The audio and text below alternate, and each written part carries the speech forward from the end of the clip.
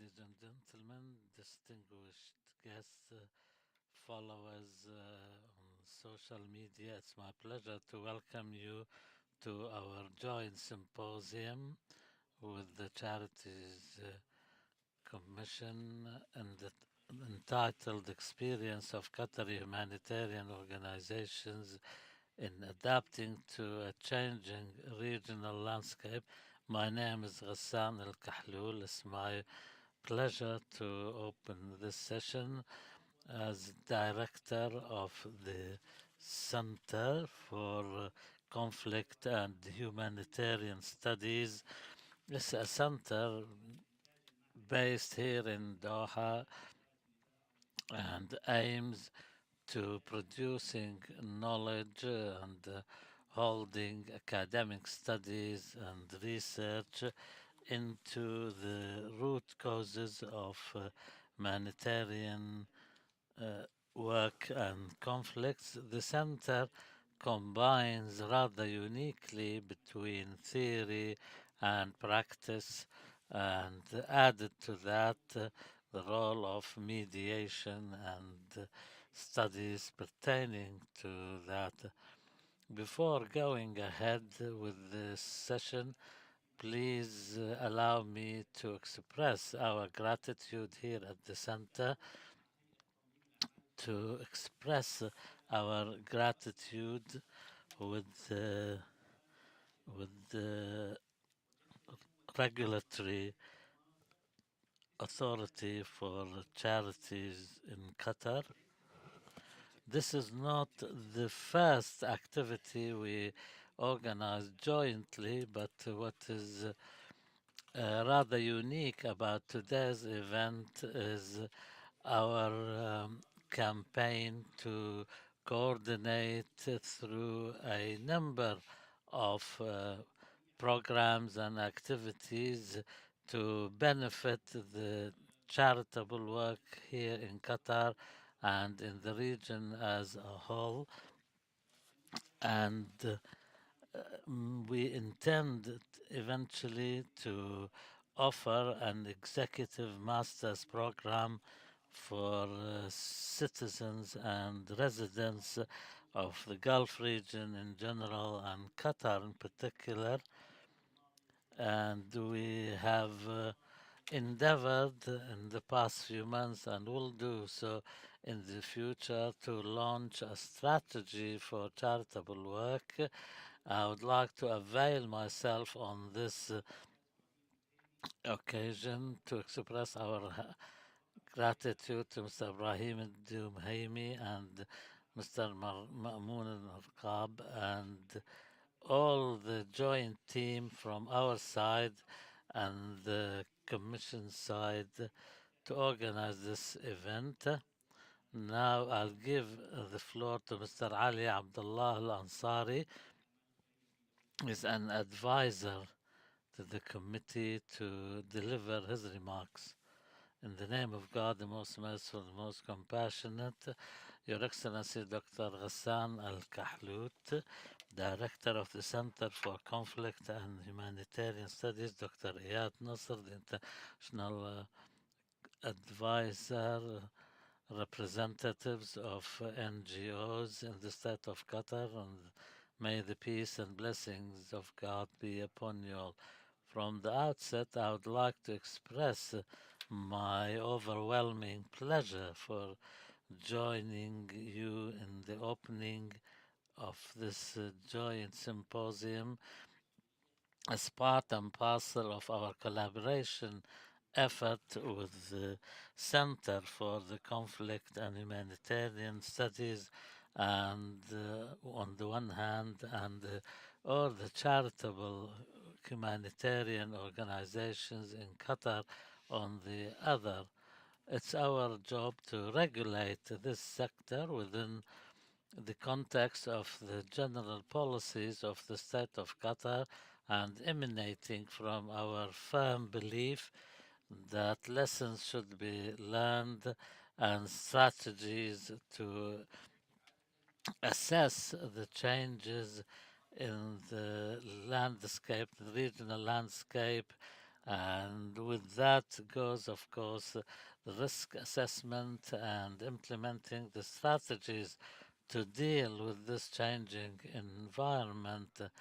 With that comes, of course, a package of awareness raising activities for this sector in collaboration with other stakeholders in order to raise the standards, raise awareness, capacity build, and continued effort to elevate the level of performance and consolidate networking efforts with all the other stakeholders at the local and regional level within the context of respecting and upholding the laws and regulations. The state of Qatar being an active player in the humanitarian field at the local and international levels, we emphasize the importance of upholding humanitarian laws and international laws and principles and regulating principles of humanitarian work. We hope through this symposium to come out with the kind of outputs that could help us to fulfill this task and to safeguard non-governmental organizations and non-profit making organizations from the risks of this environment and to make sure that the outputs will continue and the collaboration and partnership between us and our partners should continue. Finally, I would like to avail myself of this opportunity to thank all those who contributed to the organization of this important event, of whether from the side of the center or our side or our other partners. I wish you success in your deliberations and may the blessings of God be upon you. Thank you, Mr. Ali. We start now with our interventions. I will start talking about some of the literature which talked about the changing regional landscape and international regional landscape. Then Mr. Ali will deliver his intervention. Then we have His Excellency Ambassador Ali Al Hamadi, representative of the Qatari Red Crescent, and Mr. Muhammad Al Ghamidi from Qatar Charities Commission, and then Dr. Iyad, representative of OCHA in the Arab region. I'll start first about the impact and the changes at the international as well as the regional levels.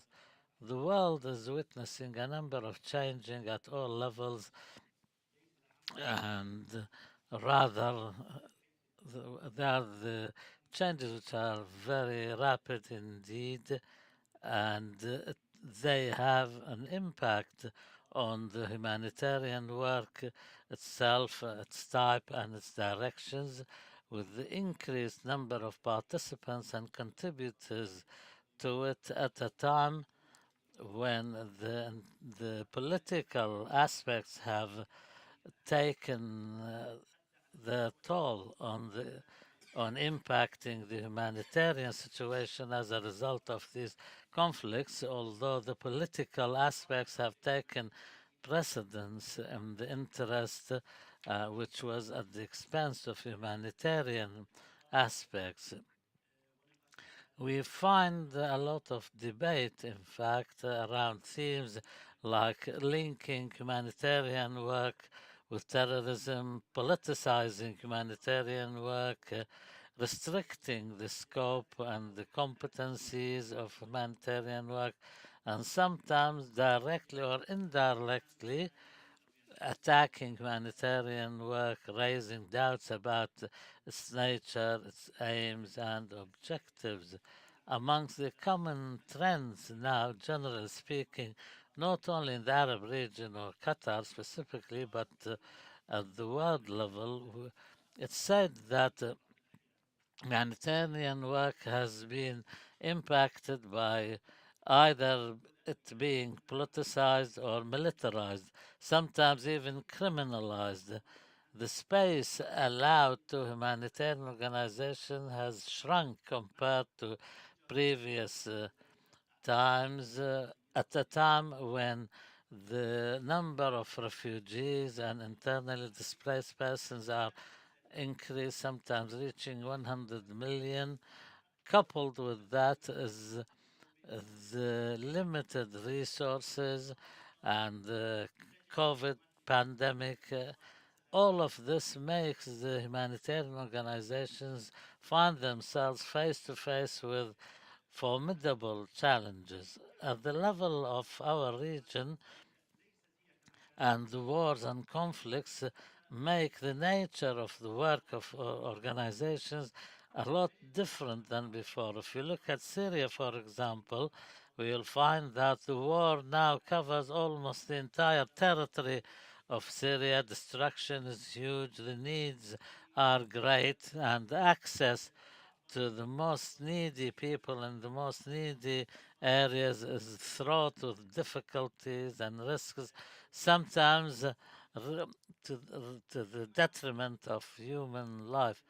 As for the militarization of humanitarian work, and that happens when military organizations take over the humanitarian work instead of humanitarian organizations requires a separation according to international law that people who work for military organizations think that their safety is paramount importance and they live in fear for their lives to be targeted by military forces when they are considered as part of the militarized activity.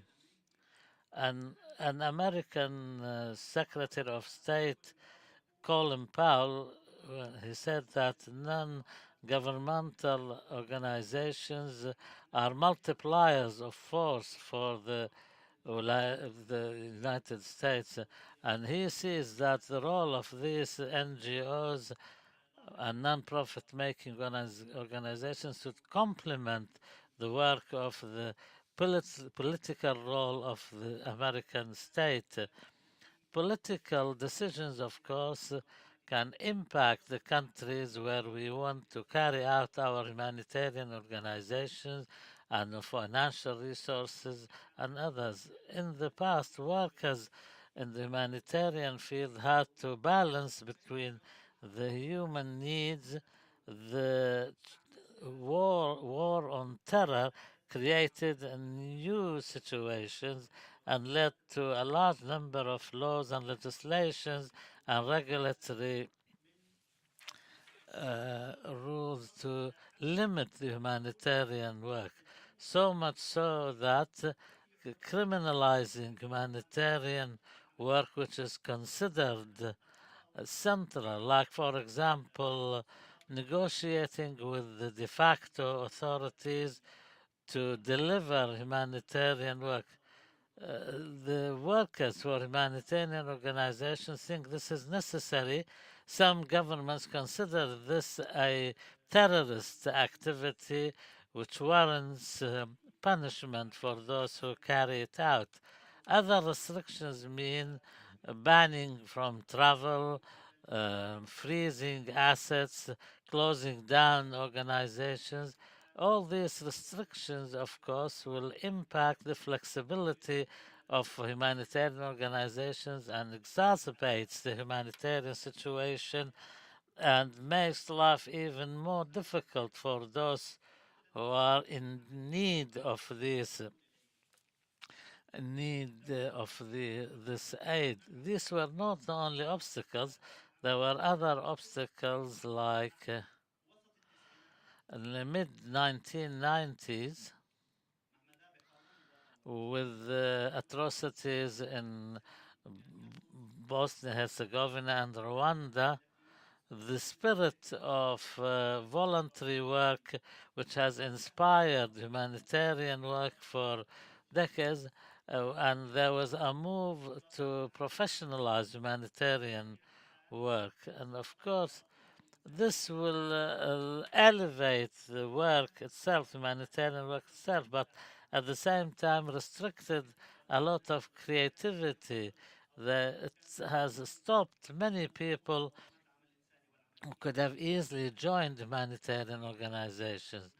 Now, with the professionalism that is prevalent, there are a lot of restrictions, and the organizations have to exert a lot of effort to gain the membership.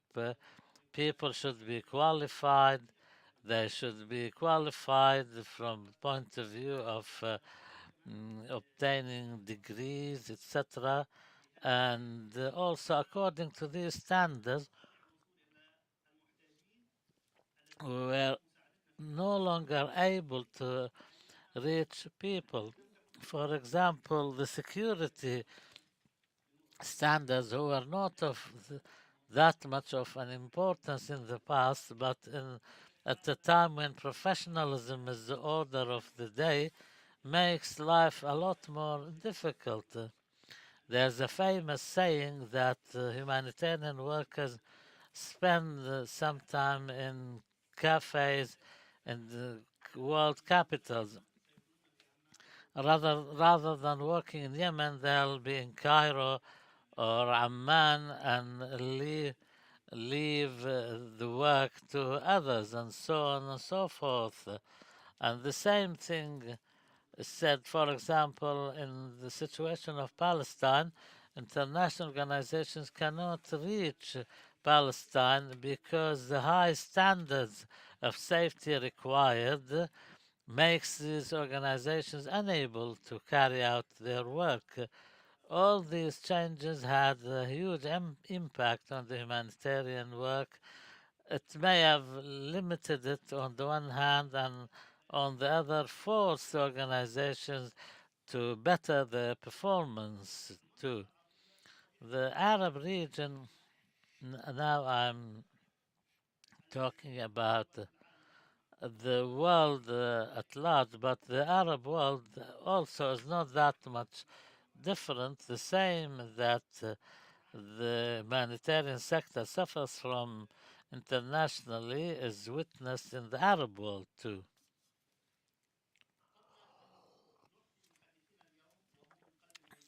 Before they give the floor to our speakers, please allow me to present to you some aspects of the conclusions we have reached in our research. First of all, the Gulf region, the humanitarian sector, has gone through an institutionalization phase unprecedented before, and humanitarian organizations in the region say now that they require many approvals at all levels, political, security, and otherwise. This has slowed them down. They also faced some challenges like money transfers to countries under sanctions, or you cannot have financial transactions with. Also, the humanitarian sector in the Arab world had to close down a number of organizations in many countries. I'm not talking about any country specifically. This has resulted in ramifications which are very difficult to overcome. We can also talk about the consequences of this restrictive environment, that some organizations had to close down international projects they had pledged to undertake for a number of reasons, and this, of course, had its impact on the local organizations that the international organizations deal with, and also the closing down of these projects has exacerbated the situation on the ground. Also, partnerships have been cancelled, and also we should not forget that the universal principles for humanitarian work, which the International Committee for the Red Cross has adapted since the 60s of last century, which have become a beacon and a source of inspiration for all organizations to be independent, unbiased, objective, etc.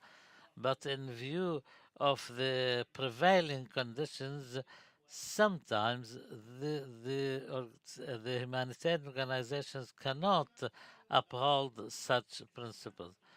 Finally, I should mention the time wasted by workers for these organizations to carry out the kind of analyses which are not really necessary for them. Humanitarian workers need their time and energy for humanitarian work, for the work they do. The work they do should be totally on neutral and objective grounds, and the analysis of that wastes a lot of time, which is better spent on the work itself.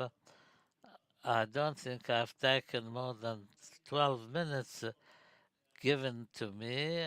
This was just a preparation for the interventions by our guests, whether we're talking about our colleagues from Qatar or our international expert. Now the floor will be given to them to enrich the debate through their interventions. We will start with the Regulatory Commission, which will be presented by Mr. Ali Abdullah Al Ansari, followed by the Qatari Red Crescent by His Excellency Ambassador Ali bin Hassan Al Hammadi, Director General of the Red Crescent. Then Mr. Muhammad Ali Al Ghamidi, then followed by Dr. Iyad Nasser from the OCHA office in the Arab region in North Africa.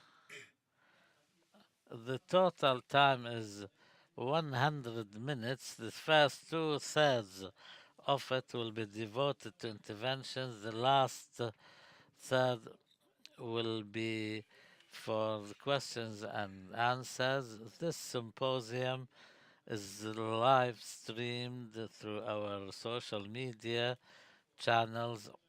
We have also simultaneous interpretation into English. Our followers through social media can pose their questions, and for our guests here with us in the room can pose their questions directly. It's my pleasure to give the floor to Mr. Ali Abdullah Al Ansari to deliver his remarks on his authority's work and regulatory aspects and containing the risks faced by the Qatari humanitarian organizations, which face unprecedented criticism and pressures, and their efforts to resist that and turn the risks into opportunities. Mr. Al Ansari is best suited to do that. I give the floor to Mr. Al Ansari. Thank you, Doctor. At the outset, my dear brothers, I would like to shake off some of the restrictions of the protocol. I shall never talk about the expansive experience of regulating charitable activities in Qatar, which had started in 2005, and it carries on. However, I will focus on a period that or through which we have gained great experience. The Regulatory Authority for Charitable Activities is a public authority. It has been re-established in 2014 with the aim to develop the charitable work, the humanitarian work, the supervision thereby, and protecting such activities from any risks, to steer such activities. And we do have a number of projects in different countries. However, the Regulatory Authority for Charitable Activities is distinguished because it manages the risks side with other organizations. I'll be talking about the pillars of this authority. Indeed, it deals with non-for-profit organizations, and our sector is huge. It incorporates more than 100 organizations. Today, we'll be talking about the crisis that 14 organizations have faced. Here, we're talking about 280 institutions that work in different areas. Some of them are professional, some are sport-related organizations, some are regional. However, what we would like to allude to is 14 amongst these 280. They represent 6% of the organizations working in the charitable activities. These organizations, during the few past years, they were restructured, but they have been professional indeed, and that's why it wasn't easy for those who threw spanners in the work to affect negatively these very institutions. There are public institutions that do have fundraising tasks. Some other organizations were restructured, some were closed,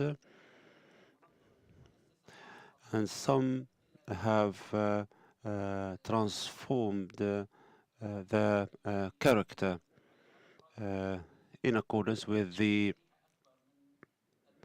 works of the staff to provide humanitarian aid to the needy, as well as the provision of services locally.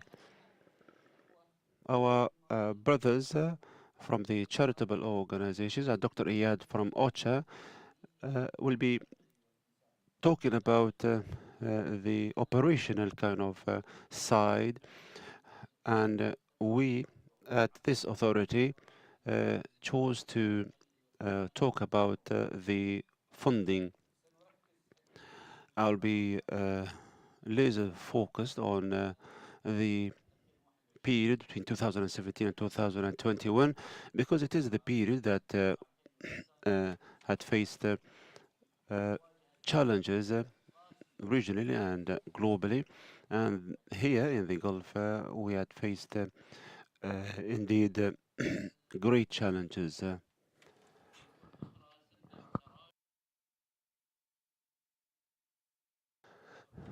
As Dr. Ghassan has alluded, some organizations were closed, some downsized their staff.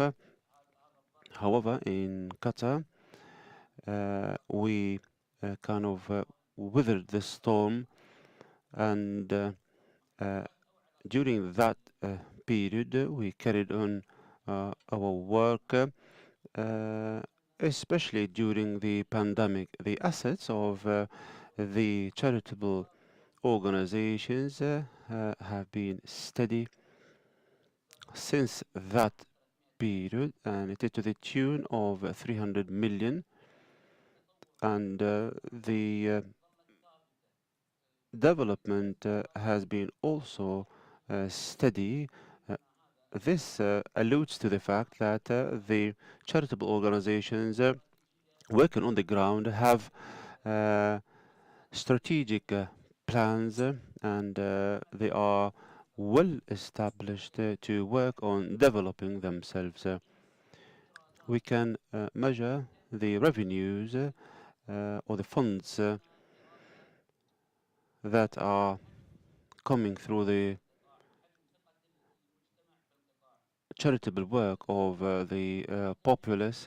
We noticed that in 2019 there was a retreat as far as the fundraising activities are concerned because of the COVID-19 pandemic. In 2020, we have witnessed a quantum leap whereby the charitable domain has returned to the figures of the 2017. That means that the charitable organizations and the authorities thereby have solid ground to weather the storm and to face the crises. The other indicator is to do with the financial transactions, and this indicator has been fluctuating, and as you know, it is controlled by different countries. It measures the policies of countries in our globe. So the challenges that face the transaction domain are huge, faced whether they are faced by governments or charitable organizations. Qatar has been accused, because of this indicator, has been accused of sponsoring illicit activities. However, when we talk about the global system, it transpired that Qatar is one of the main countries in the region that upholds these principles and adheres by this indicator in accordance with the international standards. We see that in 2018, the financial transactions from 2017 up until 2018 have been on the retreat because of the restrictions. In 2019, we had witnessed also a retreat, and because of the crisis, because of the restrictions, and the charitable organizations at the time have focused on the local domain all across the region. However, Qatar did not turn a blind eye to its regional works and international ones. In 2020, there was a quantum leap, as I said, in the size of the financial transactions. In 2021, it was to the tune of 1.1 billion or 1.2 billion reals. Is it real or dollars? Reals, yes. Okay, real. I wish it was dollar, but anyway. So this says that despite the restrictions on this sector, the state and despite of the international bylaws has been able to adapt and to rise to the occasion, internationally speaking, as far as the activities are concerned. This slide reflects the different transactions of different countries. Turkey ranks first, and indeed this obviously is to do with the Syrian crisis, and then Palestine, our core crisis.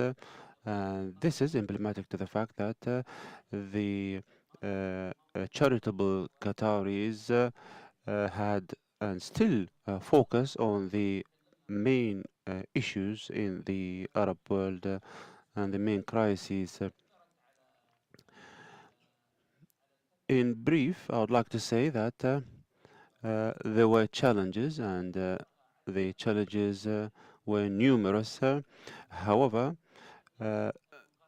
the impact of such challenges has been meager, and this is due to the fact that we or the fund raiser or the donor has the trust in what we do, and the issue is kind of local because we have numerous Qatari donors, and even if we had faced regional and international problems, but still the local domain is very solid.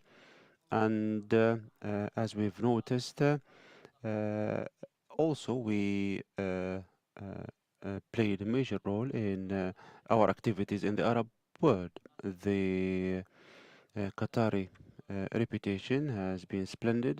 The donors do trust Qatar, and our brothers will be talking about case studies.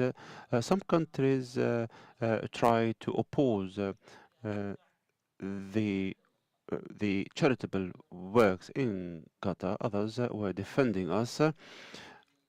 And in conclusion, I would like to show to you the video that summarizes our activities in the Regulatory Authority for Charitable Activities.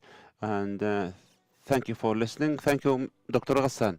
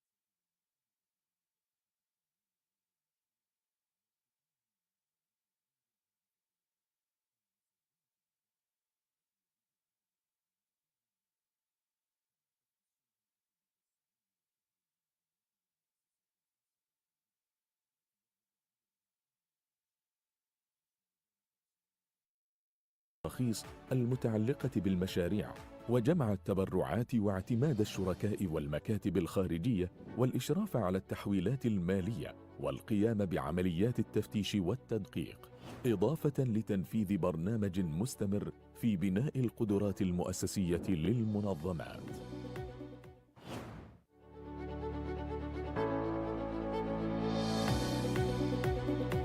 تساهم الهيئة بشكل كبير في تعزيز الريادة القطرية للعمل الخيري، حيث تعد دولة قطر الرائدة على مستوى المنطقة في تأسيس جهاز حكومي متخصص للارتقاء بالقطاع الخيري القطري، ليكون في مصاف ممارسات دول كبرى مثل المملكة المتحدة وكندا وأستراليا وسنغافورة. وقد راعت دولة قطر توفير الاستقلال المطلوب لإبداع المنظمات الخيرية القطرية، مع تطوير إطار رقابي عصري يعتمد على تعزيز التنظيم والامتثال الذاتي للمنظمات، واستخدام أفضل التقنيات الرقمية في الرقابة على قطاع العمل الخيري والإنساني بالدولة. وقامت الهيئة مؤخراً بتحديث الإطار التشريعي والتنظيمي لعمل المنظمات غير الهادفة للربح بالدولة، بهدف تحقيق المزيد من الحوكمة في الأعمال الخيرية، مما أفضى إلى إصدار العديد من الأدلة التنظيمية والتوجيهية التي تحتوي على تعليمات فنية تخصصية تمكن من الامتثال لأعلى المعايير الدولية في الشفافية والنزاهة في الأعمال الخيرية.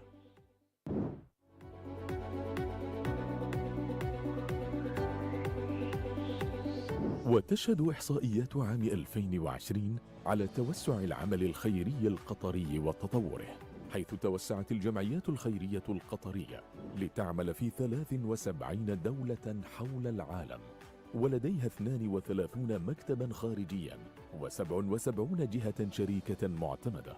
وتلتزم الجمعيات الخيرية القطرية بمراعاة السياسة العامة للدولة، وبالذات استراتيجية التعاون الدولي، مع تحقيق الاستقلال الكامل بين المساعدات الحكومية المقدمة من الدولة وبين المساعدات غير الحكومية المقدمة من الجمعيات الخيرية القطرية، مما يخفف من المخاطر على الدولة فيما يتعلق بالأعمال الخيرية.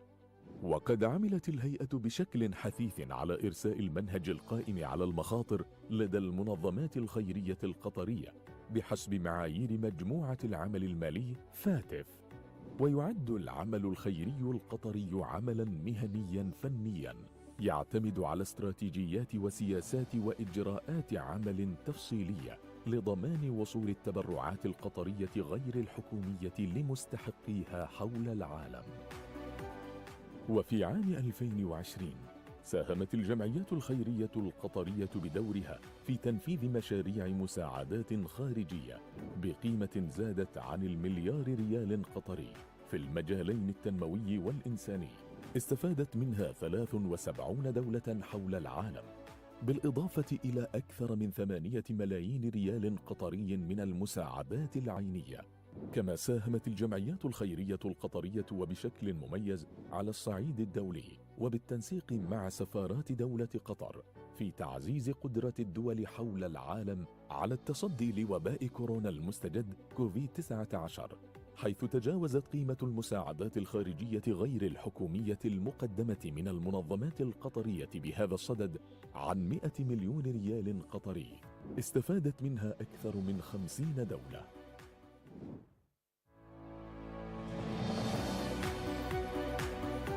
لدى المنظمات القطرية شراكات مع كبرى المنظمات الأممية والدولية العاملة في مجال الأعمال الخيرية والإنسانية، وتساهم بشكل مباشر من خلال مشاريع نوعية في تحقيق أهداف التنمية المستدامة 2030 وتعزيز حضور دولة قطر كإحدى الدول الرئيسة المانحة على المستوى الدولي.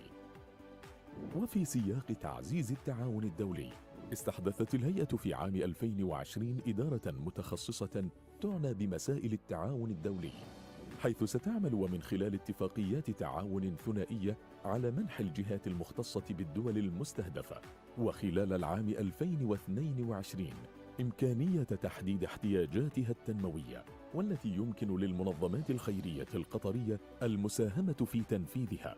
وسيتيح نظام البوابة الإلكترونية للبعثات الدبلوماسية للدولة والجهات المختصة والشريكة في الدول المستفيدة حول العالم إمكانية الاطلاع على إحصائيات مشاريع المساعدات الخارجية غير الحكومية المنفذة من قبل المنظمات الخيرية القطرية. كما ستسمح كذلك بالاطلاع على الخطط والمشاريع المستقبلية للدول المستهدفة.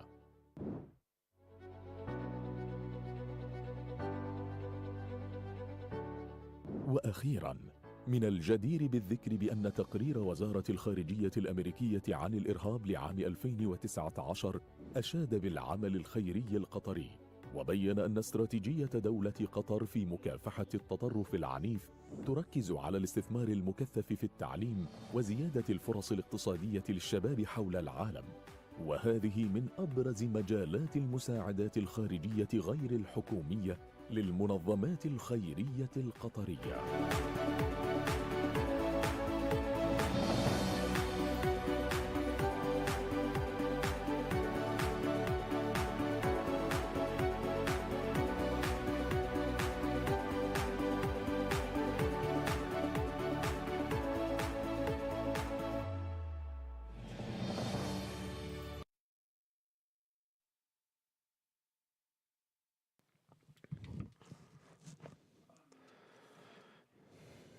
Thank you for this comprehensive video that has illustrated the experience of the regulatory authority. The second speaker is His Excellency Ali bin Hassan Al Ammadi, the General Secretary of the Qatari Red Crescent.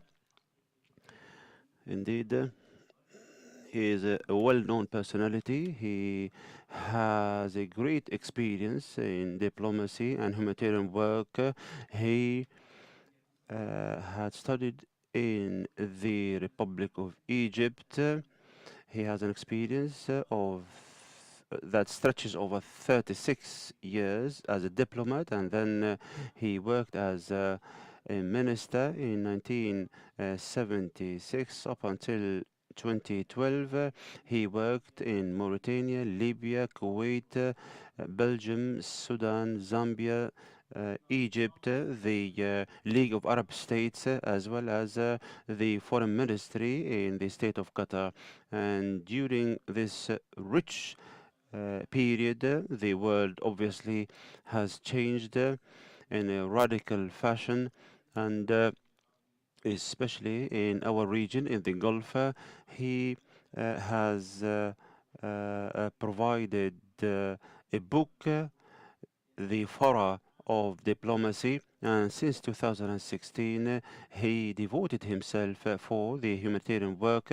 He is the head of the Red Crescent in Qatar, and he has seen the ebbs and flows of this domain. I would like to call upon him to provide us with his intervention. Please, the floor is yours.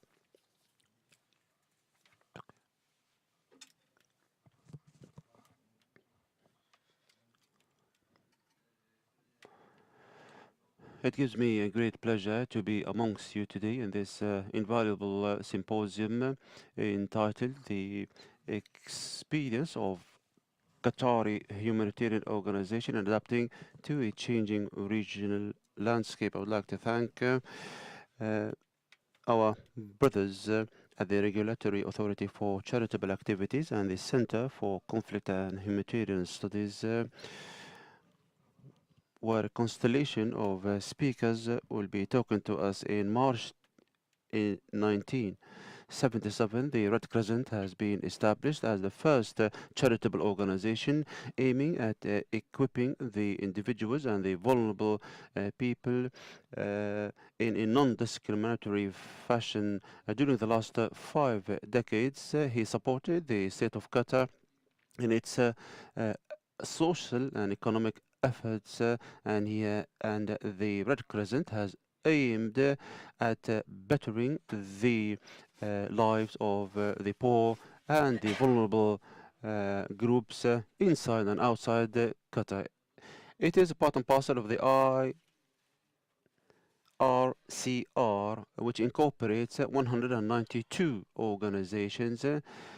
Indeed, the Qatari Red Crescent adopts the humanitarian approach that is based on 7 pillars. Dr. Ghassan has mentioned some of them: humanitarian, neutrality, impartiality, independence, voluntarism, internationalization, and unity. And during our journey that stretched over 44 years, the Qatari Red Crescent has faced challenges. It wasn't a stroll in the park. The task wasn't easy. Indeed, challenges and risks were there. Uh, uh, as the world has changed, this didn't apply to a certain period of time, and especially when it comes to the latest changes that affected all facets of life, and the socio-economic and geopolitical changes that have greatly impacted the humanitarian work. As far as the donors, the affected persons from natural disasters and other crises are concerned. Perhaps the most grave challenge we had faced is the COVID-19 pandemic, which has spread all over the world and affected all facets of life. It has socioeconomic and health-related implications that affected our globe, and this has entailed changing our priorities as regards the humanitarian aid and internally and externally. But as they say, from the womb of crisis, heroism i- is generated. We have faced these threats, and our health, humanitarian, and relief staff worked in unison to weather the storm and to protect the innocent people, and the application of preventive measures. The Red Crescent had adopted a specialized strategy. We have established emergency commissions. We have coordinated amongst our departments, and we have activated the our service provisions from afar. Ipsos played a role in this regard, and we have liaised with the Ipsos company to combat the pandemic. The first participation in the national day in Qatar, we have played a major role in that day, and our staff participated on that day. I would like to salute all of them. The humanitarian international landscape has witnessed an escalation in humanitarian crises in quantity and quality. Indeed, a humanitarian crisis flared up in a number of countries, in addition to the expansion of the natural disasters due to the climate change and the armed conflicts and the implications thereby that have led to displacement and immigration. That has constituted a number of challenges that we have encountered, especially as regards the conflicts that have affected the relief workers and the populace in hotspots areas. A number of staff have fell, and they became martyrs. Paramedics were targeted, were bombarded by fighter jets without taking into consideration the crystal clear Red Crescent logo on our vehicles, as well as the disdain showed to such activities. The office of the Qatari Red Crescent has been bombarded in Gaza last year. These aggressive acts constitute flagrant violations, and the Qatari Red Crescent refuses rejects any attack on any civilian or paramedics and other health-related stuff. Here, I would like to talk about the institutionalization of the humanitarian action, and in addition to that, I would like just to give you an example. As Dr. Ghassan has said, the 11th of September attacks in 2011 constituted a watershed moment as far as the humanitarian aid is concerned, because it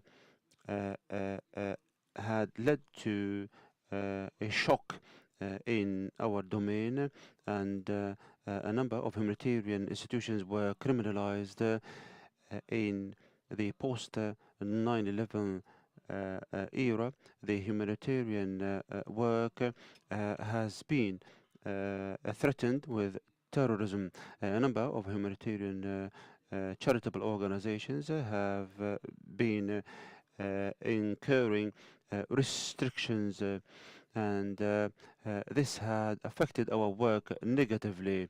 Humanitarian diplomacy is a must because it is the soft diplomacy, the parallel diplomacy, and there is an intrinsic link between humanitarian work and diplomatic one. The two directions move hand in hand to boost the bilateral relations between countries, and the Qatari Red Crescent has a crystal clear mission and vision. We believe that we complement the efforts of the government of the state of Qatar, as well as building bridges with the other countries across the globe, because this facilitates access to the hard-to-reach areas and the conflict-stricken areas. This casts positive shadows on the logistics and other kind of facets of our work. I would like to talk about an important aspect of the contemporary humanitarian work, i.e. the good governance of the resources of the charitable action. The Red Crescent is unique in this regard, especially as far as the humanitarian and social work inside Qatar and outside it, especially when it comes to supporting the state of Qatar in its efforts under the umbrella of the basic principles of the international movement. We liaise, coordinate with the competent governmental authorities that put the strategies of the government in war and peace, and in addition to the other determinants, we take into consideration the developmental aspect in all our works, and we endeavor to improve the performance of the institutions that we work with, and this plays a major role in expanding the humanitarian resources so that our impact can be lasting following the provision of humanitarian aid to the needy. One of the most important issues in our era is to do with transparency and accountability. The Qatari Red Crescent has been pioneering in putting into place a governance manual in accordance with the best international practices. We have depended on more than 100 documents to entrench distinguished practices under the umbrella of the good governance, and to entrench a good working environment that matches our work in the Red Crescent. I can see the doctor looking at his watch. In conclusion, I would like to talk about the problem of funding. The charitable and humanitarian organizations encounter challenges because of the economic crises and the international pressures. We have reprioritized certain aspects of our work. This has affected indeed our institution, but we have reactivated the concept of partnership and the grassroots work through working together with the other charitable institutions, the non-governmental authorities and the governmental authorities, and to mobilize support from them. In conclusion, I would like to note that in contrast to what some believe, humanitarian work is not easy at all. Some people think that you take a real from a donor and you provide this real to the needy. No, it is not that simple. It is a convoluted work. It is very complicated, and the regular authority for charitable activities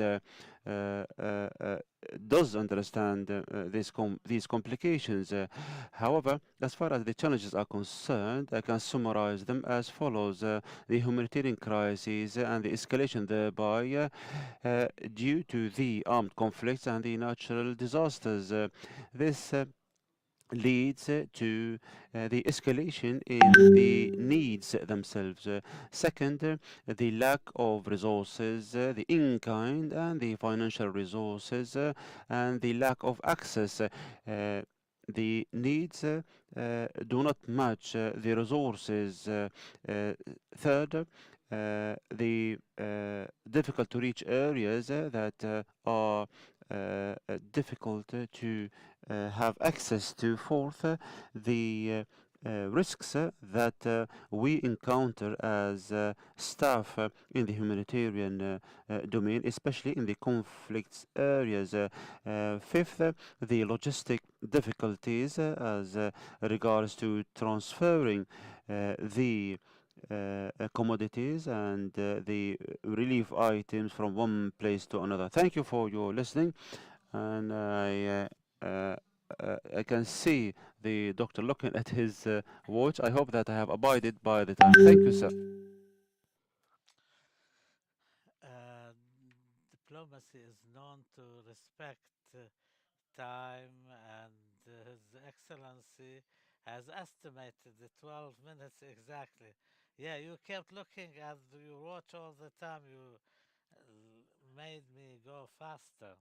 I thank His Excellency Ambassador Ali bin Hassan Al Hammadi, the Director General of the Qatar Red Crescent. Our next speaker is Mr. Muhammad Ali Al Ghamdi. He is Assistant and Executive Director of the Qatar Charities Organization.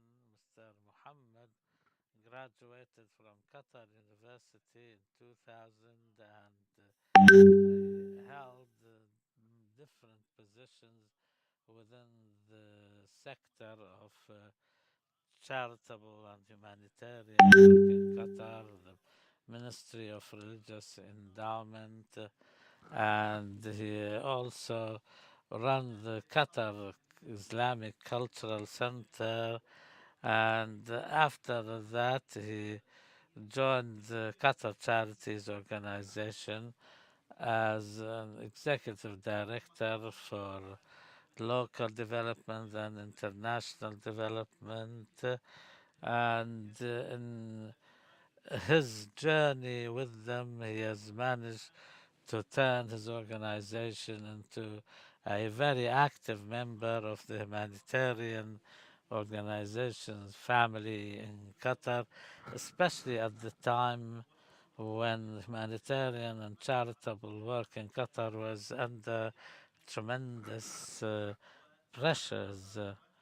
And he was in the midst of it when a lot of change took place, and we trust that Mr. Muhammad has a lot of experience he can benefit us with. Thank you, Dr. Hassan.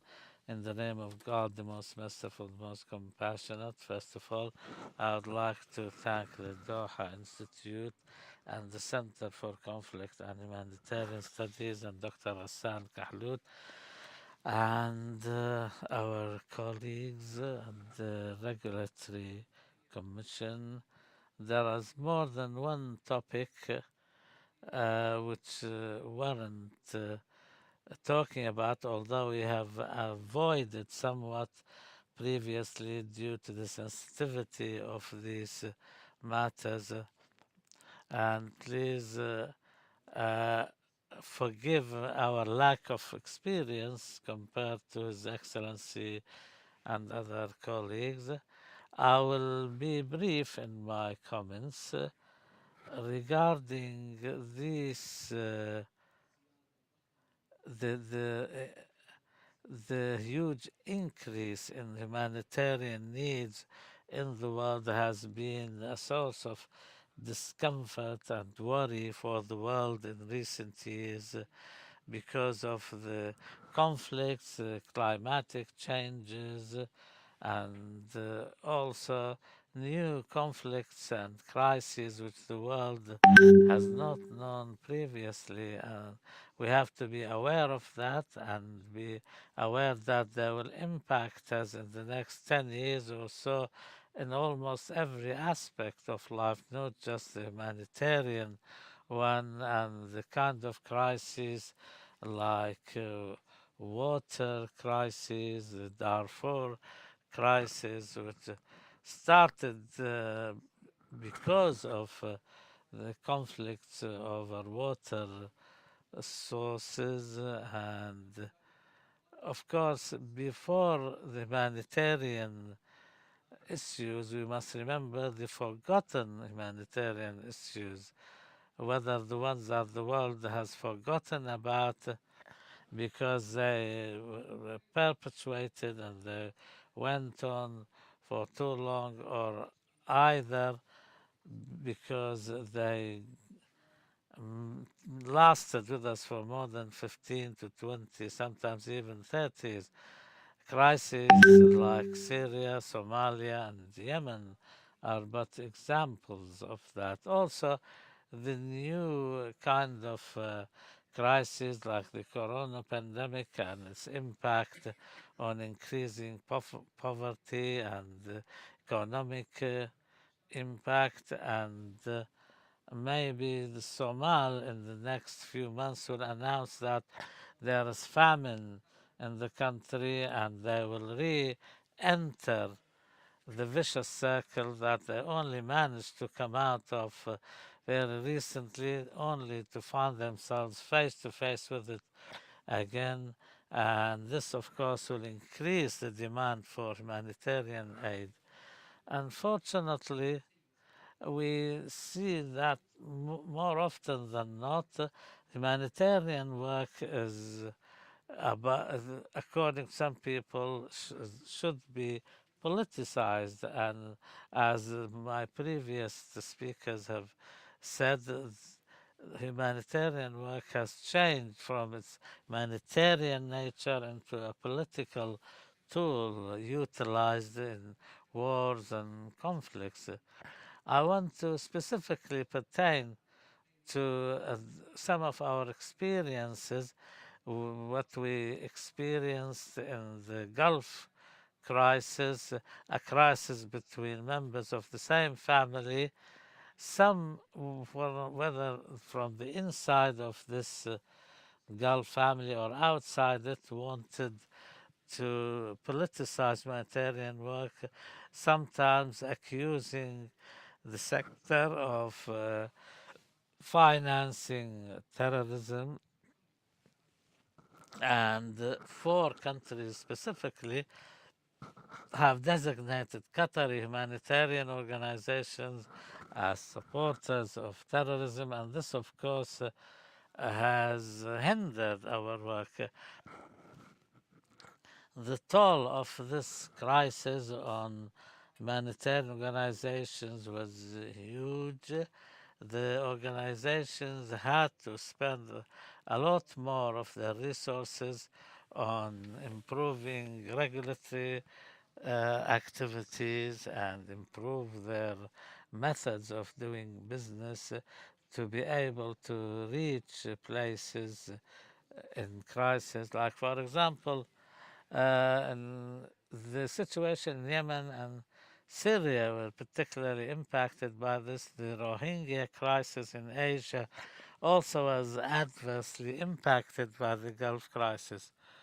And the second topic I'll be talking about is how this sector, and it's a joint effort by the government, represented by the regulatory authority and by civil society, how they manage together to adapt to this changing political environment. And the organization has played an important role in breaking this vicious circle of pressures and to come out on top and manage to refute all these accusations leveled at Qatar that the organization did not pay much attention to and did not allow them to hinder the work that the organization or the society um, uh, plays. Of course, in the midst of all these crises, we continued our work, and the regulatory authority also respected our decision to continue our work despite the pressures and not to give the impression that our work is dependent on the political relations between Qatar and other countries, so continued providing the aid. We did not want to pressurize people or countries or governments or anything. We wanted to maintain our independence and the humanitarian nature of our work. We have also managed to consolidate the governance aspect of our work. We invested heavily in improving our legal and other capacities to better our performance. We consider ourselves the first Arab and Islamic organization of its kind which has a governance sector.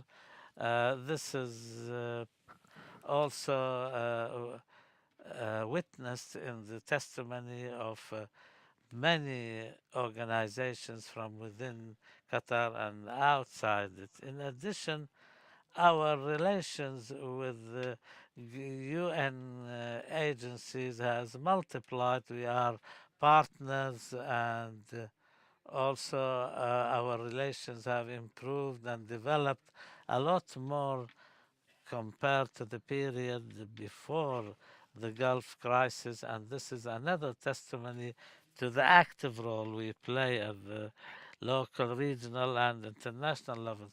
As for the future and what do we expect for it, definitely when we uphold our principle in guaranteeing the independence, the role of the humanitarian work was the right choice and the successful choice. And as for in more enablement for our sector at the level of our organization and other sister organization is the guarantee to protect us all from any shocks we may receive due to our work. Also, we must make sure that there is sustainability in our work. We should not just rely on sources of financing and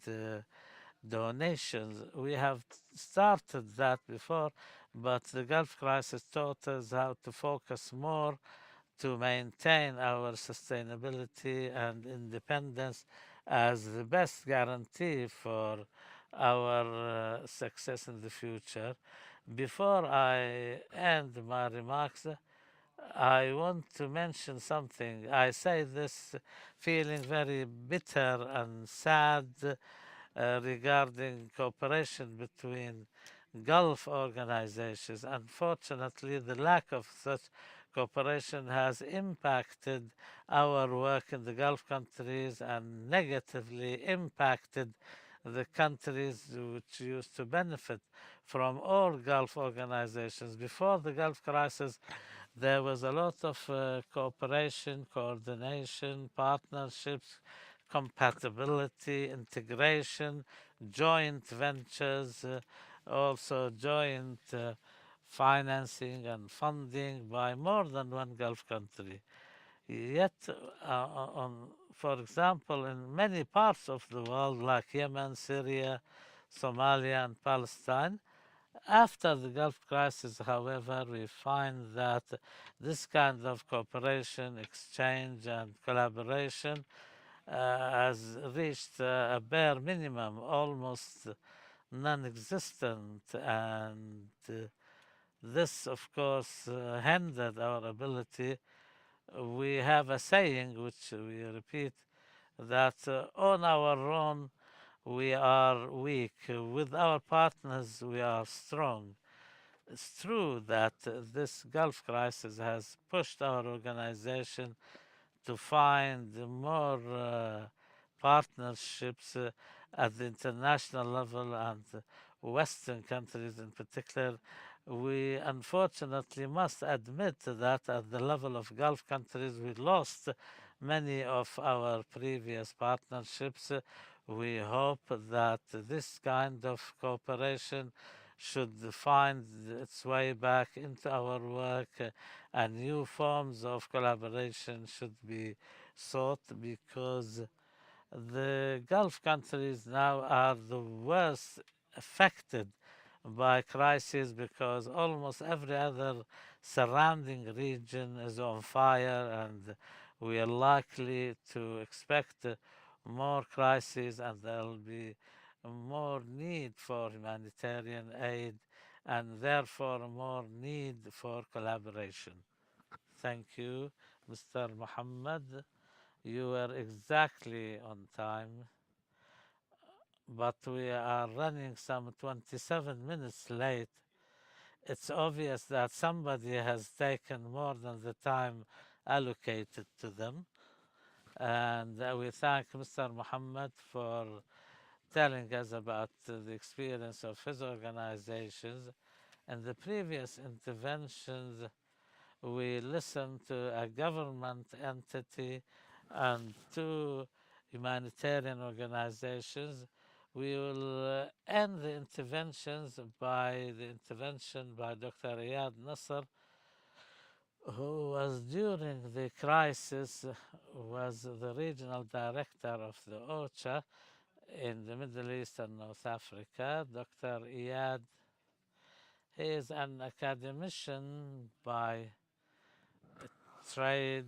He is a practitioner of humanitarian work. He specializes in international law, in medicine, in clinical psychology. I don't honestly know what he specializes in. He's probably specialized in everything. He can talk about solar energy if you so wish.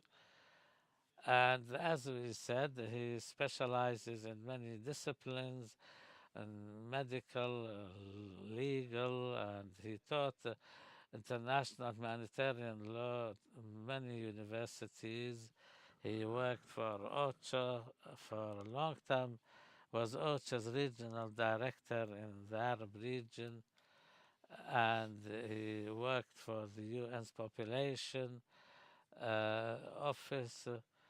His experience spans over Iraq, Syria, the Gulf, and he has played a central role in capacity building and training international law, international diplomacy, training peacekeeping forces, and also his experience covers training judges who preside over human rights violation cases. He will be presenting on collaboration with the Qatari Humanitarian organizations. Thank you, Doctor, for this introduction. Your Excellency Ali Al Hamadi, Mr. Muhammad Al Ghamidi, and the co-sponsors of this symposium, Mr. Ali and Dr. Ghassan. Thank you for the invitation to participate in this very important symposium. It is indeed timely, and it is the kind of the anniversary of the Gulf crisis, the crisis between the brothers. We hope that we have overcome this crisis. We hope that we go back to the coordination efforts, and that's what we need. We need this sector to be established, to be solid, to be responsive, because the needs are burgeoning. I shall perhaps go prior to the crisis and before the pandemic.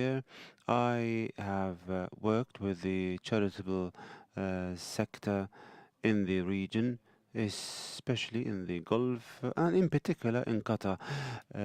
Years ago,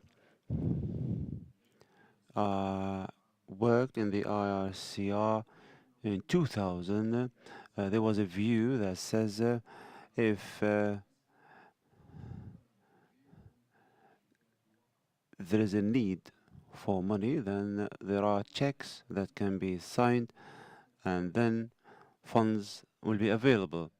We thought, or some thought, that we can get easy money from this region, but the truth is to do with the trust between the workers in this domain.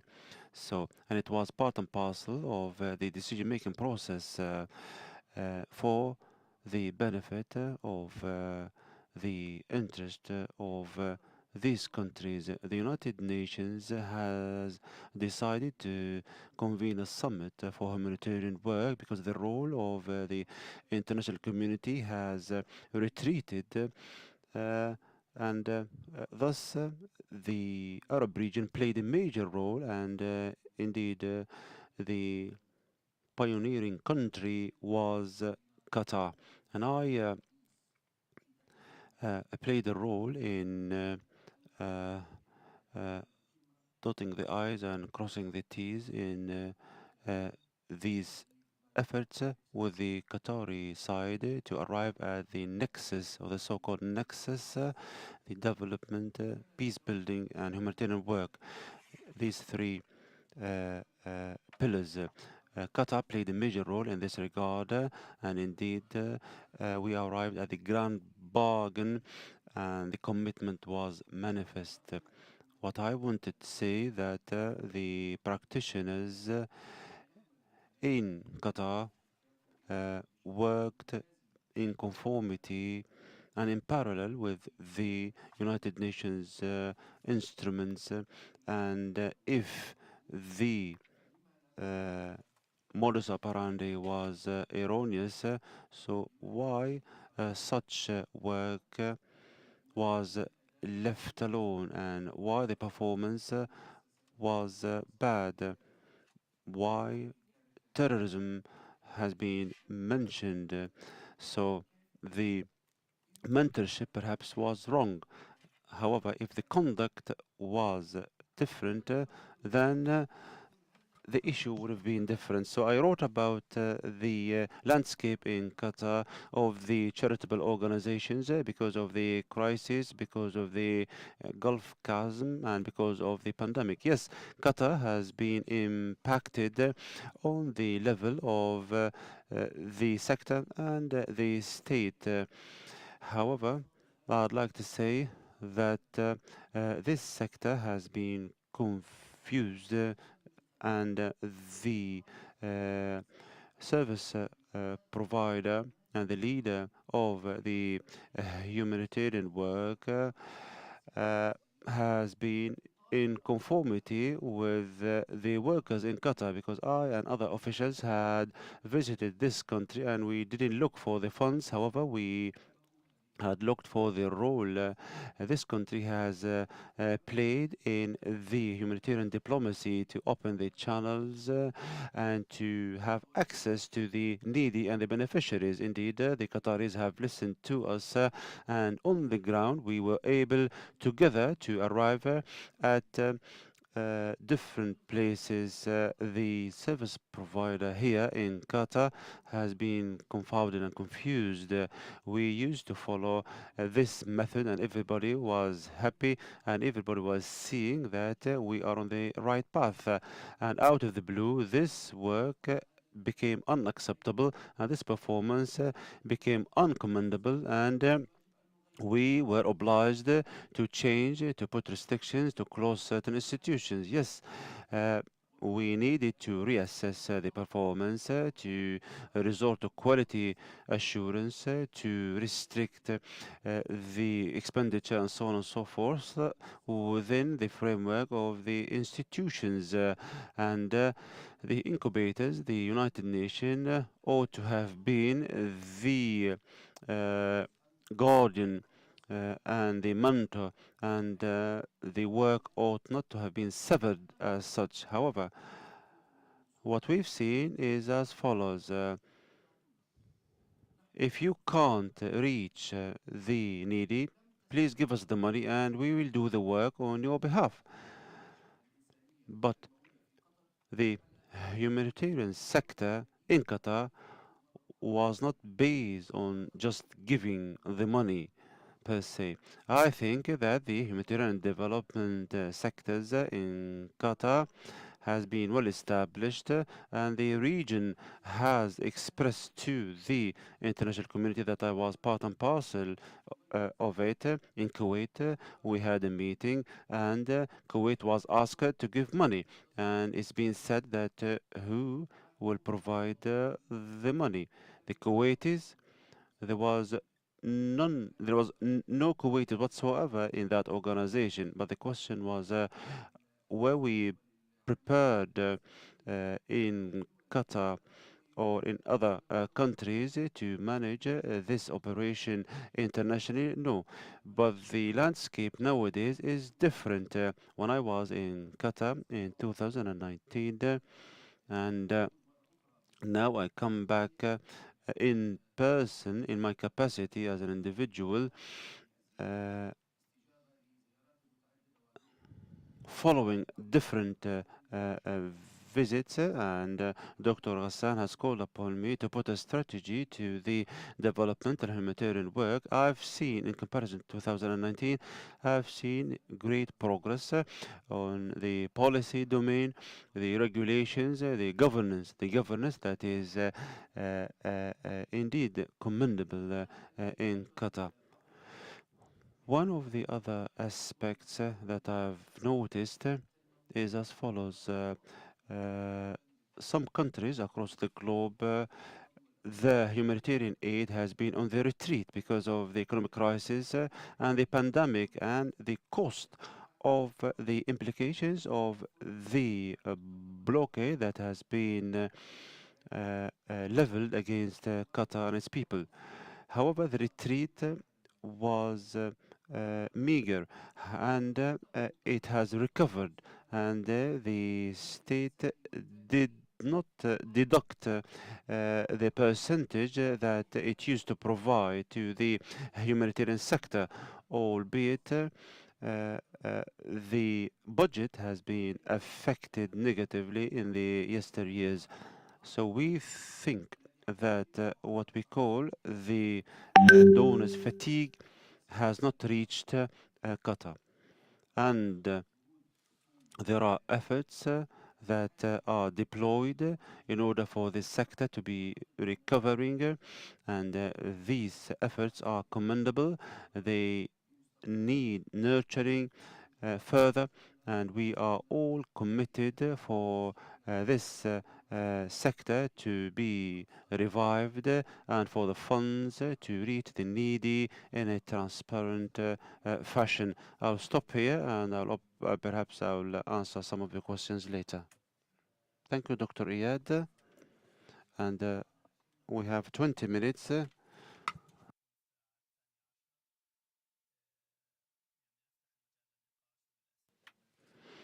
Thank you. We'll open the floor perhaps to receive your questions. Please.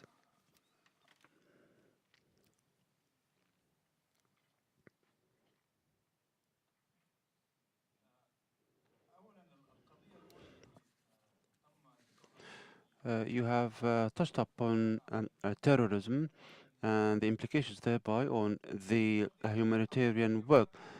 From my own perspective, I think that we haven't defined terrorism, or we haven't participated in the definition of terrorism and the link thereby with the humanitarian sector or the charitable sector. We waited for others to define it, and they accused us of this. So perhaps we need to have our own definition of terrorism, and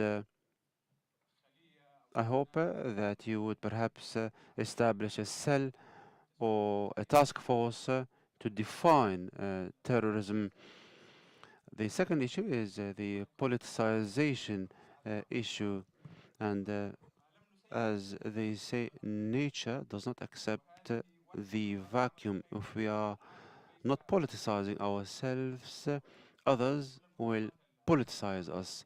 So the institutions that work in this domain are apolitical, but we deal with politics because we do adhere to human rights and international humanitarian law and so on and so forth. So we are close to the politics, and there are well-known organizations that politicize themselves and they don't care. Médecins Sans Frontières, for example, they work in different countries and they have spokespersons and they speak up and they don't fear. We must express ourselves rather than just work in the humanitarian sector without being politicized. We need to politicize ourselves, as I said. Moreover,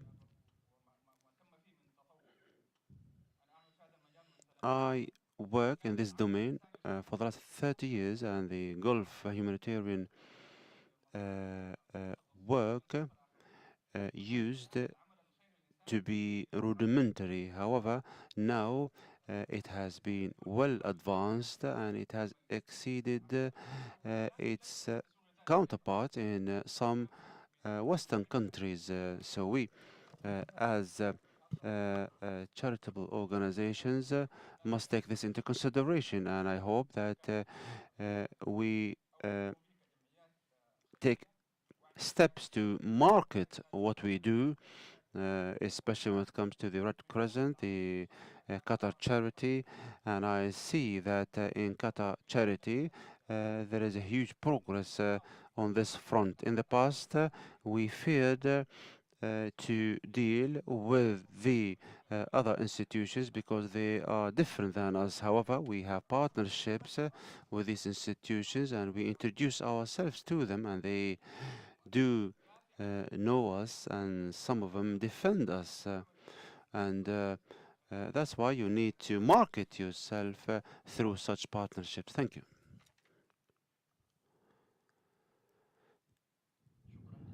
Thank you. Three brief questions. The first one, Dr. Abd Magid Farhan from Qatar Charity. The first question is to Dr. Ghassan.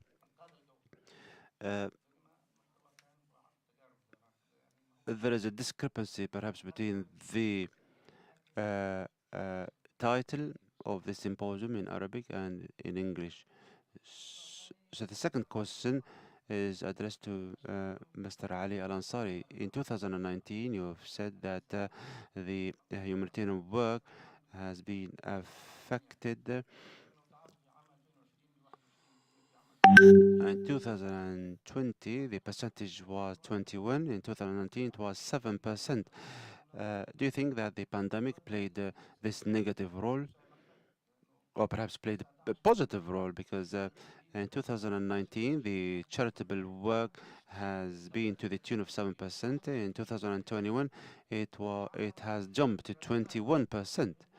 So perhaps there is a link between perhaps the pandemic, a positive link between the pandemic and the fundraising efforts. The third question to His Excellency, the Ambassador, as regards the soft diplomacy, do you, yes, you have said that the soft diplomacy might contradict neutrality and impartiality, and perhaps there's an overlap between the two. Thank you.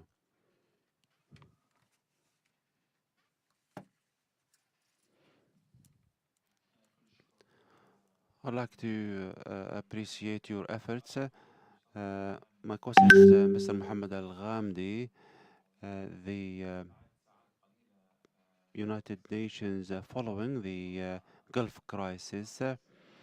A spokesperson on behalf of the Secretary General commended the relationship with the Qatar charity, and would it be possible to shed light on the importance of international relations in the humanitarian worker, especially when it comes to boosting the reputation? Another question to Dr. Iyad. Do you think that the regulation in Qatar, because we have the regulatory authority for charitable activities, and it is the umbrella of all the charitable work, do you think that it played a major role in weathering the storm? And because you crisscross the region, would it be possible, from your perspective, to shed light on this point? Thank you.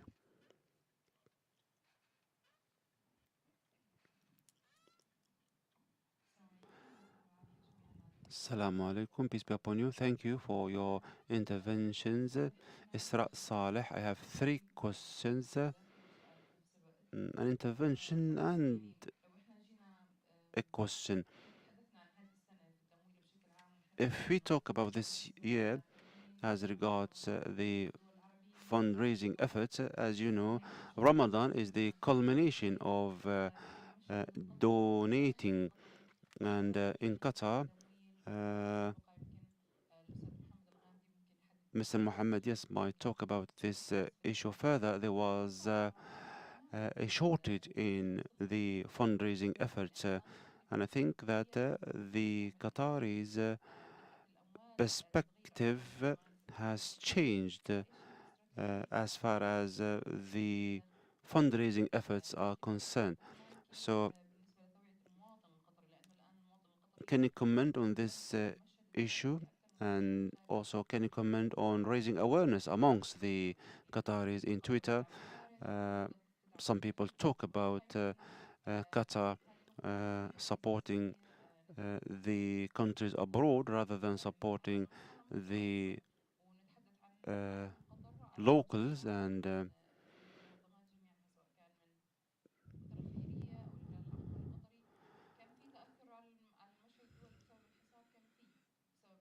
what about the blockade and the war in terror, and the new kind of concepts that have been condoned in this domain? There's also the Palestinian cause. Perhaps you can comment on these elements. The third question is to do with the standards.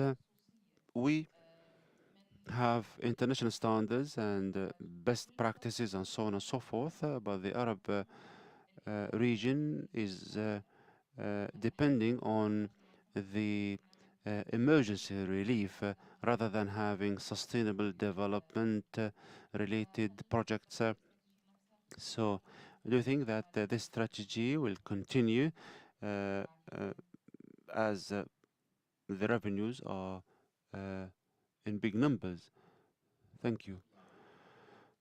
The name of God, the most gracious, the most merciful, Ahmed Al-Zawaidi. At the outset, I'd like to thank the Center for Conflict and Humanitarian Studies and the Regulatory Authority for Charitable Activities. The Qataris are adept at fundraising and charitable work, and we have an experience in this regard. Doctor, you have said that there is a cooperation with the authority to institutionalize this experience. So I hope that we benefit from the experience of Qatar Charity and the Qatari Red Crescent and the main supporter or mentor of these two institutions, the regulatory authority, because you have the experience and we must institutionalize this experience and this is a proposal, and I hope that this will take place not only as far as benefiting from the crises per se, but because this sector is old. It stretches over 5 decades, as His Excellency has said, and we must raise the awareness amongst our youth, especially when these two organizations have numerous volunteers that or whose knowledge must be cemented so that they can tap into this experience.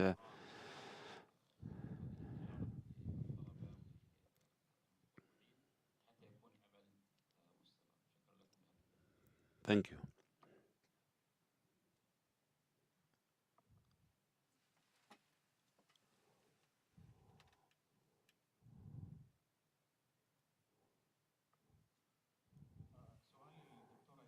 A question to Dr. Iyad. Tell us about the language, the financial transactions and stonewalling such transactions.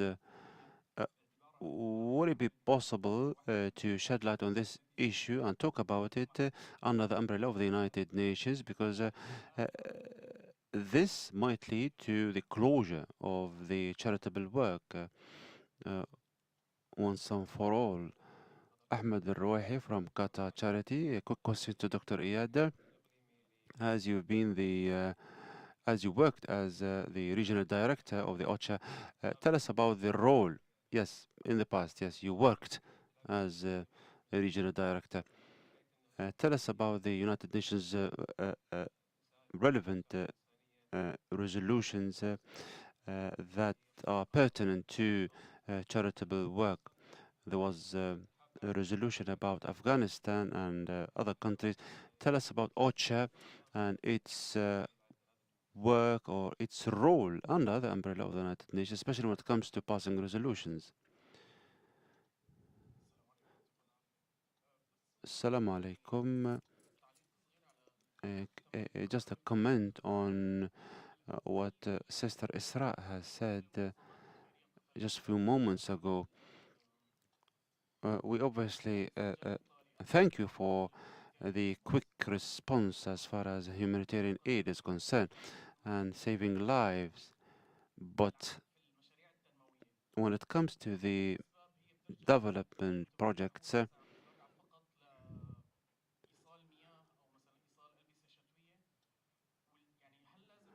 can you take into consideration perhaps the desire of the donor? Are we talking here about a donor who provides certain money to dig a well or to provide water to a certain village? Or would it be possible to raise the awareness amongst the donors as far as launching development-related projects? This is my question.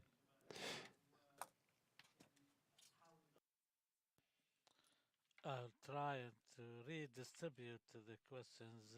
We have very short time. Your Excellency, can we provide a new definition for terrorism so that this is not a job for us in Qatar, this is an international task. There is an explanation for terrorism adopted by the UN and the Arab League, but how we view that is different.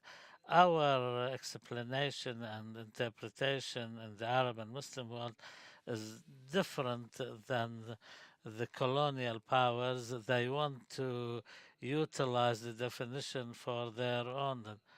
For us, occupying another country is terrorism. For them, it's not. They consider Israel's occupation a right.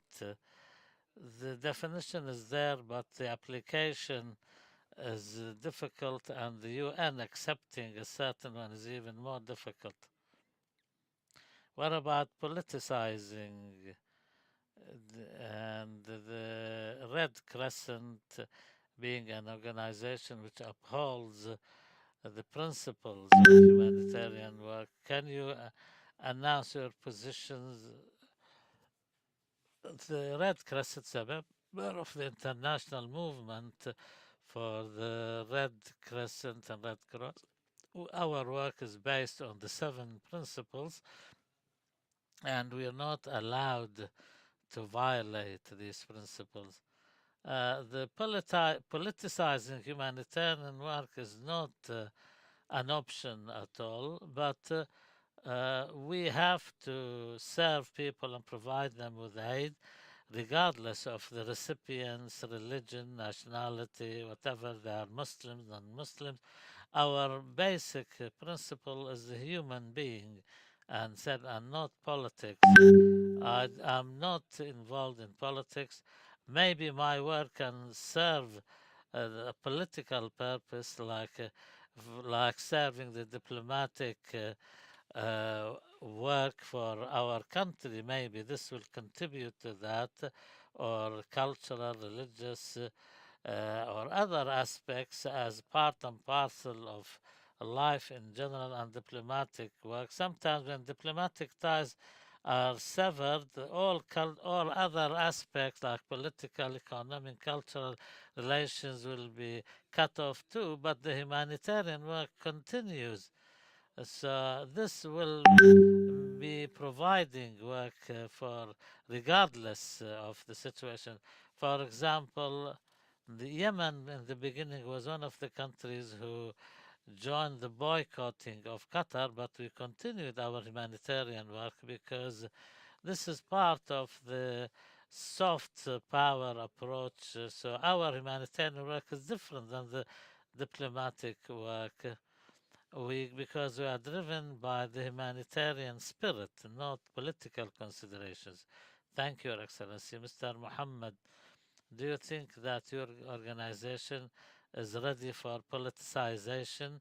Do you want to help the Syrian opposition against the government? We can't hear the gentleman because he's not using a microphone.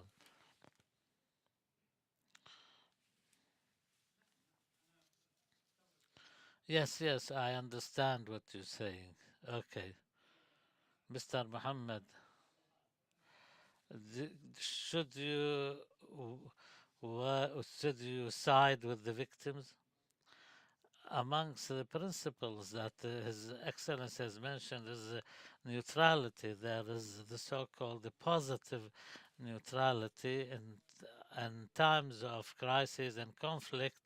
You should be taking a neutral position vis-a-vis the two sides. We are not with the perpetrator of the crime or against the victim.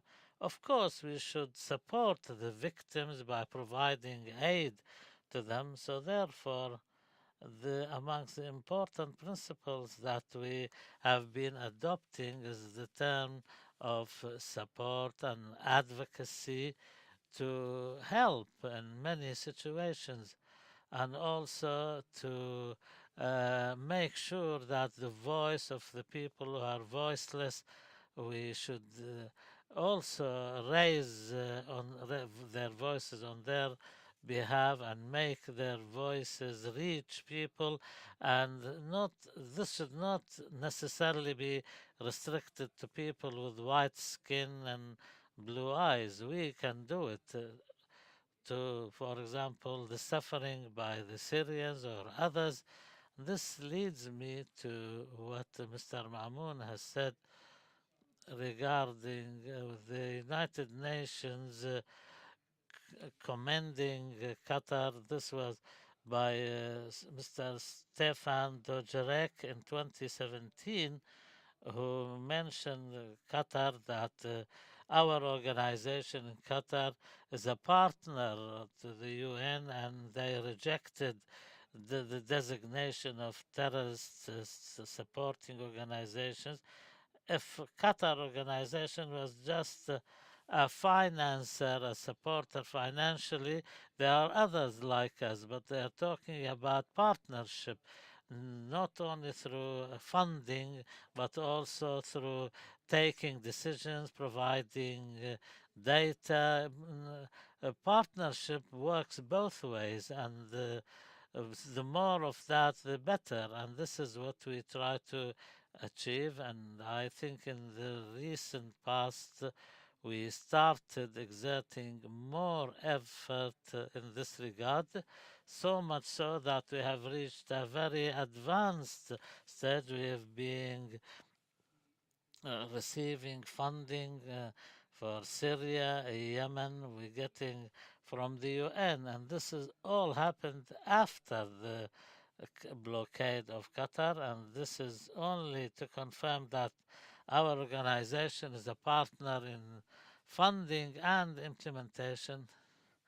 And what Isra has said, she mentioned funding. This is part of the funding, that this is one gate of funding that we have opened, which makes the organization does not rely on donations, but diversify its funding. And of course, the concept of humanitarian work and international aid, the, in Syria, 12 years later, we're not talking about just giving emergency aid. Now we are talking about building housing complexes. Now we're building a housing complex with 400 units. We're talking about providing health and educational services. Also, we're providing also help and support to farmers through providing seeds, storing the wheat itself in silos, etc. Because and now we are helping them to sustain their agricultural activity and provide them with the means to achieve this sustainability, because there is no prospects of a political solution, and thankfully we are continuing our work there. As for Palestine, I, I, we, we should not talk about it, because Palestine is not a side issue. We should devote an entire session to that. So I apologize for not talking about it. Away from Palestine, there was a question about linking humanitarian work to developmental work, the nexus, the triple nexus. Yes, this is true. When I talked about the projects in Syria, these are developmental projects. They are not emergency aid projects like helping health and education, yes, but building also houses and helping with agriculture and We want this to be the general approach inside and outside Qatar, even with the UN. If you ask how much they're allocating to education now, maybe it's less than 5%, maybe, I'm not sure, but it changes from time to time.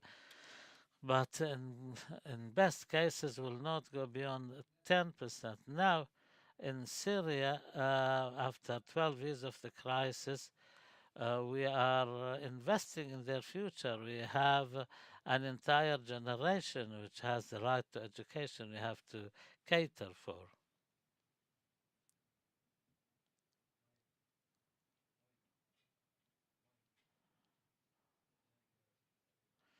We can't hear the gentleman without microphone.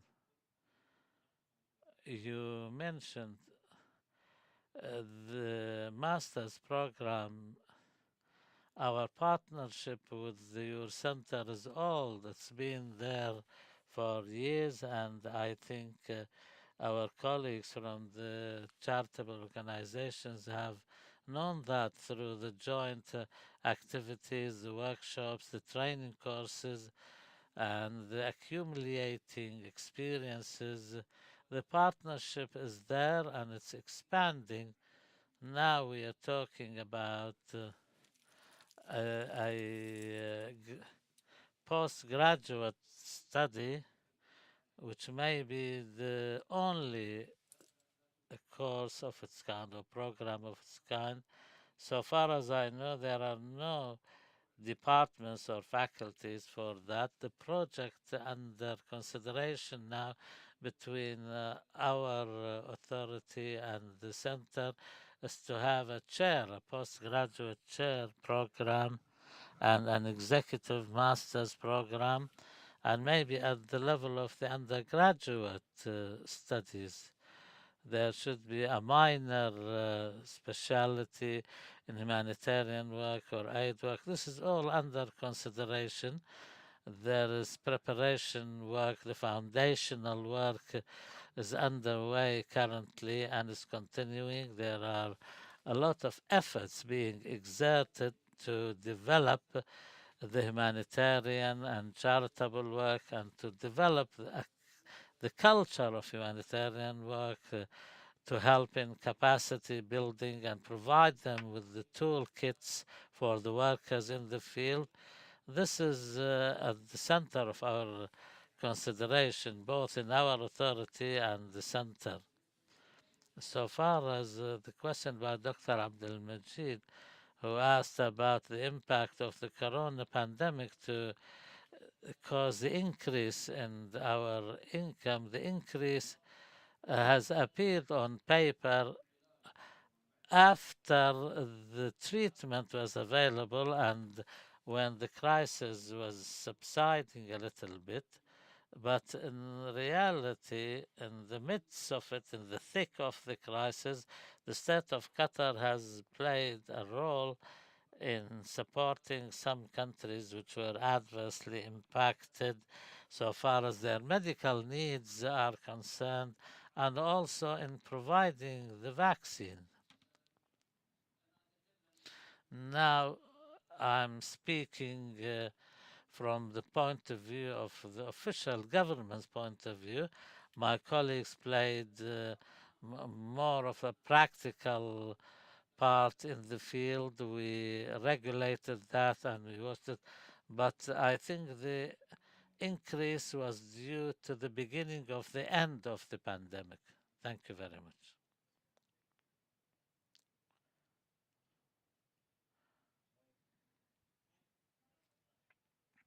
You have 3 minutes.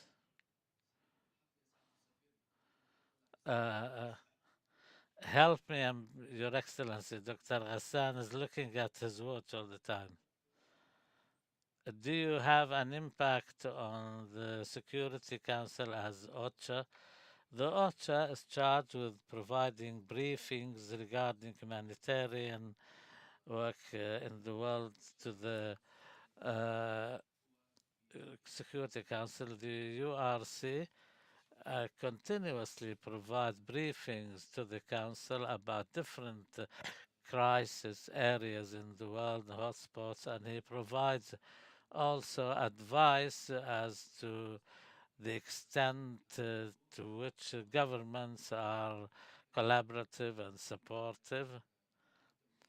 And also, sometimes criticism was made to certain countries which hindered humanitarian aid reaching people who need it. So we provide high level briefings, we provide advice, and through my role in the region, in the MENA region, I used to play the same role with the Arab League. So we are responsible for that also with the Islamic Cooperation Organization.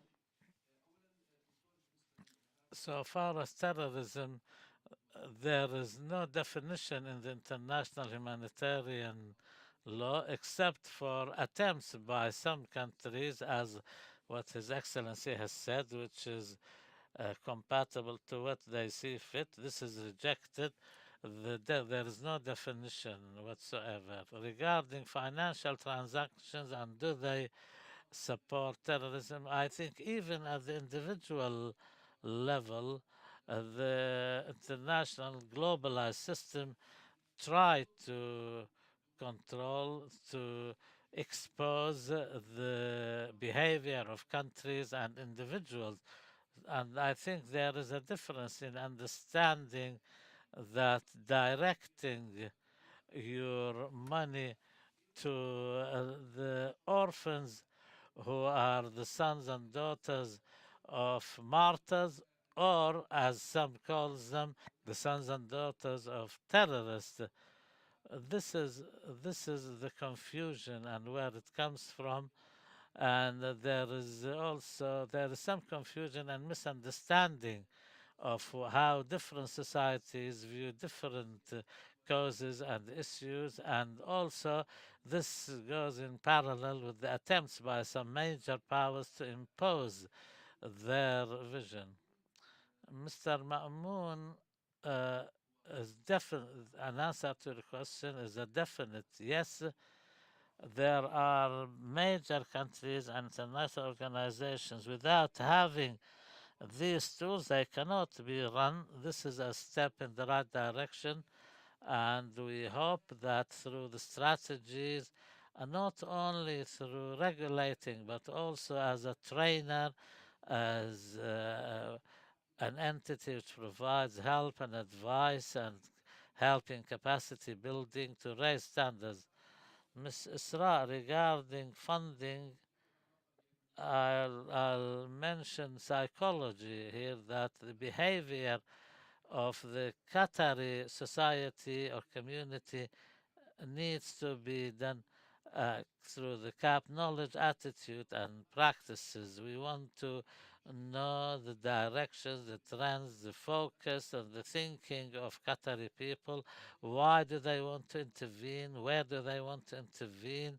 And how? And are the Qatari organizations concerned are reaching out, they're delivering this kind of understanding or knowledge, and how is all of this reflected in the CAP or CAB, whether we're studying the behavior or the approach. Uh, uh, about how ready Qatar organizations for the Nexus, I think the readiness is there, although the capacity is still limited. Qatar in 2016 committed itself to uphold in the Turkey in Istanbul in the International Summit for Humanitarian Work. Qatar committed itself to that, and any project will not be allowed without also having in itself the principles of development. The question is, has the United Nations managed to do that? The answer is no. Is the Qatar organization doing that according to the required degree? The answer is also no. We want the government and the organization and the whole sector should adopt the kind of an approach which bases all humanitarian work on speedy recovery, then sustainability, then development, etc., etc. Thank you very much. Thank you, Dr. Riyad, and thank you all our guests. I would like to finish mentioning uh, two to the question about the title of this saving the essence. We in all what we do is to protect and save the essence of our work, and that is making sure humanitarian work reaches those who need it.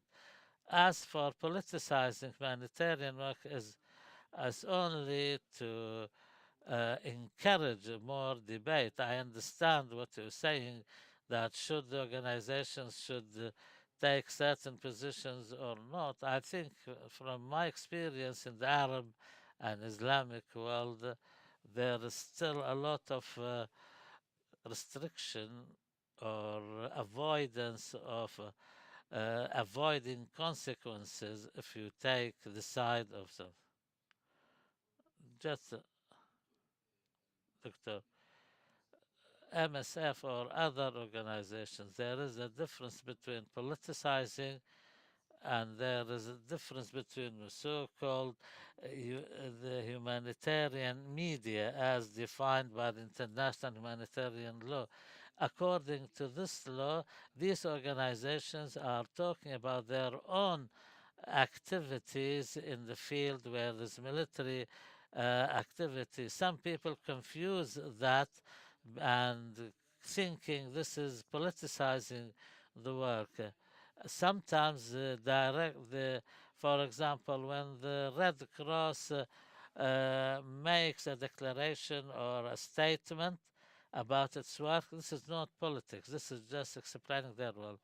So this point is clear, but if the organizations who want to uh, take more of a position of advocacy, of course you have to pay the price for that. Yes.